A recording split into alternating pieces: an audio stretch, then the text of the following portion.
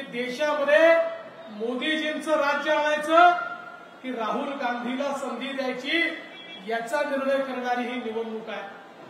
सुधीर भाऊला दिलेलं प्रत्येक मत हे मोदीजींना दिलेलं मत आहे, काँग्रेसच्या उमेदवाराला दिलेलं मत हे राहुल गांधींना दिलेलं मत आहे। आता मी तुम्हाला सांगण्याची आवश्यकता नाहीये या देशामध्ये राहुल गांधींची अवस्था काय। राहुल गांधी हे एक यात्रा घेऊन निघाले आणि असं गमतीने अनेक वेळा म्हणतात ज्या ज्या पापडे संतन के ताहता बनता ढार, जिथे जिथे राहुल गांधी गेले त्या त्या ठिकाणी काँग्रेस फुटली, लोक सोडून गेले आणि निवडणुकीमध्ये त्यांना पराजयाचा सामना करावा लागला। आणि आज संपूर्ण देशामध्ये पूर्व, पश्चिम, उत्तर, दक्षिण, मध्य, ईशान्य देशाच्या कुठल्याही कानाकोपऱ्यात गेलं एकच नाव ऐकू येतं, नरेंद्र मोदी, नरेंद्र मोदी, नरेंद्र मोदी। आज देशाला मोदीजींच्या नेतृत्वात एक अशा प्रकारचं नेतृत्व लाभलंय की ज्यांनी देशामध्ये पहिल्यांदा गरिबाचा विचार केला, गरीब कल्याणाचा अजेंडा आणला, गरीबाला घर दिलं, शौचालय दिलं, पाणी दिलं, गॅस दिला, वीज दिली, लोन दिलं, गरीबाला उभं केलं। तुम्ही विचार करा, जगाच्या इतिहासात जे झालं नाही ते मोदीजींनी करून दाखवलं। 10 वर्षामध्ये 25 कोटी लोकांना गरिबीच्या बाहेर काढणारा नेता हा नरेंद्र मोदी आहेत। जे जगाला समजलं नाही, जे जगाला करता आलं नाही ते या देशामध्ये मोदीजींनी केलं।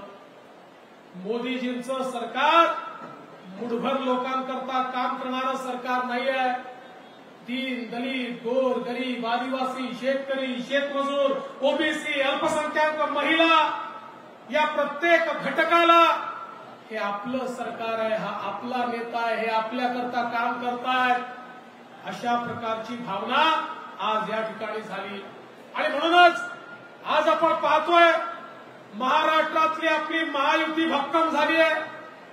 भाजप आहे, शिवसेना आहे, राष्ट्रवादी काँग्रेस आहे, रिपब्लिकन पार्टी आठवले आपल्या सोबत आहे, रासप आपल्या सोबत आहे, अनेक पक्ष हे आज आपल्या सोबत आहे आणि एक मजबूत अशा प्रकारची महायुती आपण तयार केली आहे। आणि चंद्रपूरमध्ये तर सुधीर भाऊंसारखा एक उमेदवार आपण दिलाय।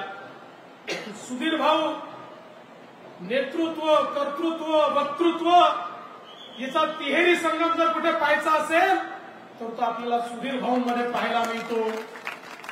ज्या प्रकारे गेली 30 वर्ष सुधीर भाऊंनी महाराष्ट्राच्या विधानसभेमध्ये विरोधी पक्षात असताना सरकारला सळो की पळो करून सोडलं आणि सत्तेत आल्यानंतर सत्तेमध्ये काय परिवर्तन आपण घडवू शकतो हे महाराष्ट्राच्या जनतेला दाखवून दिलं।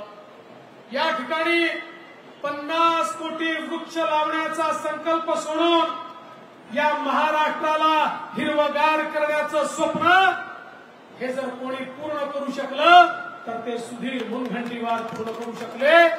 आज संपूर्ण देशामध्ये ज्यावेळेस रिपोर्ट प्रकाशित झाला, एकच राज्य असं होतं की ज्या राज्यातलं जंगल वाढलं होतं आणि ते राज्य म्हणजे आमचं महाराष्ट्र होतं, हे सुधीर भाऊंनी करून दाखवलं।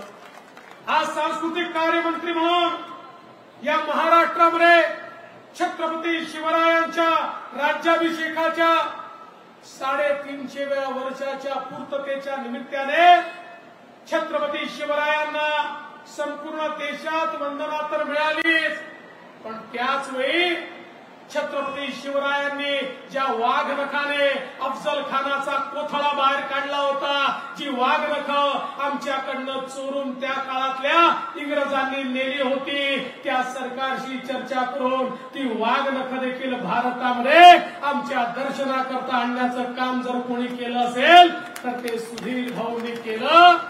आमच्या अस्मितेची ही जी काही मानकं आहेत त्या मानकांच्या संदर्भात त्यांनी केलेलं काम आपण सगळ्यांनी बघितलं।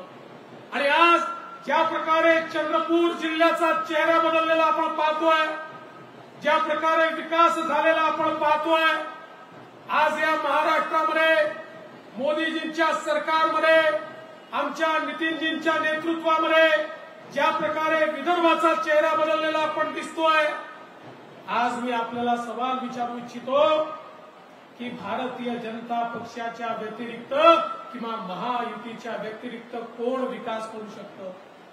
आज आपण बघितलं, मागच्या वेळी एक ऍक्सिडेंट झाला आणि आपलं हंसराज भैया छोट्या मतांनी त्या ठिकाणी हारले। आता ते आमचे मित्र दिवंगत झाले, मी त्यांच्यावर बोलणार नाही, पण मी सवाल विचारू इच्छितो की त्या काळामध्ये आपल्याला कुठला विकास पाहायला मिळाला? महाविकास आघाडीचं सरकार देखील होतं, त्याही काळामध्ये आपल्याला कुठला विकास पाहायला मिळाला? बंधू भगिनींनो, या ठिकाणी विकास जर करायचा असेल तर त्याला दृष्टी लागते। सर्व समाजाला सोबत घेऊन कोण चालू शकतो? प्रत्येकाची दुःख कोण समजू शकतो? कोण ती दुःख योग्य प्रकारे मांडू शकतो? हा जर विचार आपण केला तर आपल्या मनामध्ये सुधीर भाऊंच्या व्यतिरिक्त दुसरं नावच येऊ शकत नाही, हा मला विश्वास आहे। आणि म्हणून आपल्याला फॉर्म भरायला जायचा आहे आणि मलाही गडचिरोलीला फॉर्म भरायला जायचा आहे। आणि मी तुम्हाला काही फार सांगावं असं नाही, कारण चंद्रपूरच्या जनतेने निर्धार केलाय आणि यवतमाळच्याही जनतेने निर्धार केलेला आहे। नरेंद्र बरोबर आहे ना? तर यवतमाळच्याही जनतेने निर्धार केलाय। आता यावेळेसची जागा रेकॉर्ड मताने आपल्याला निवडून आणायची आहे। ज्यावेळेस आम्ही ठरवलं की महाराष्ट्रामध्ये महायुतीचा फॉर्म भरायची सुरुवात कुठनं करायची, एक मताने सगळ्यांनी निर्णय केला ही सुरुवात चंद्रपूर पासून सुधीर भाऊ पासून झाली पाहिजे। आणि आज ही सुरुवात चांगली झाली। ज्याची सुरुवात चांगली होते त्याचा अंतही चांगला होतो। एक नंबर सुधीर भाऊ, आता 45 पार आमचं थांबूच शकत नाही। आणि अब की बार